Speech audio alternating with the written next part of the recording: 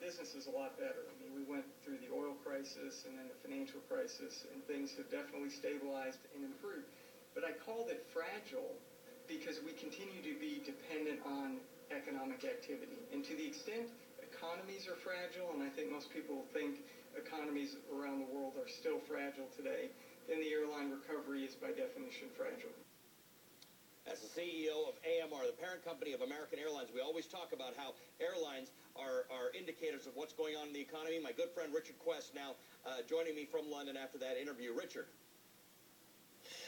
The AMR, American Airlines, Jared Harpy there, and the 800 jobs that he's bringing back, he says it's largely because the recovery is taking place, traffic numbers are up. But for American Airlines itself, what they announced today, or at least consummated, because this deal, Ali, you and I have talked about this for years, 14 years since American and British Airways, 14 years since American British Airways first got engaged. They finally made it to the altar, and now they've consummated the deal. Their alliance is designed to beat the new United and the gigantic Delta.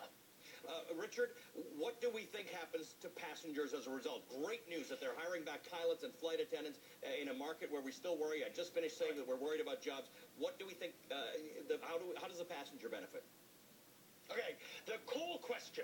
Now British Airways and American are going to be one across the Atlantic. What happens, because they're no longer dueling against fares? What the airlines say is there will be one fare that will be offered by all the airlines, BA, AA and Iberia.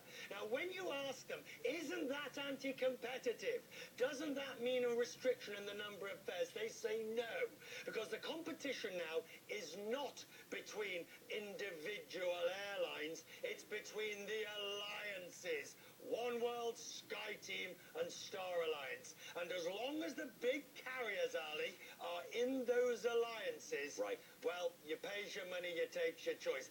That's the fighting ground for the future. All right, for all of us traveling, we've seen fares go up. We'll have to see how this plays out over the course of the next few years. A lot of change in the airline industry. It's going to look very different a few years from now than it did at the beginning of this year. Richard Quest, my good friend, good to see you.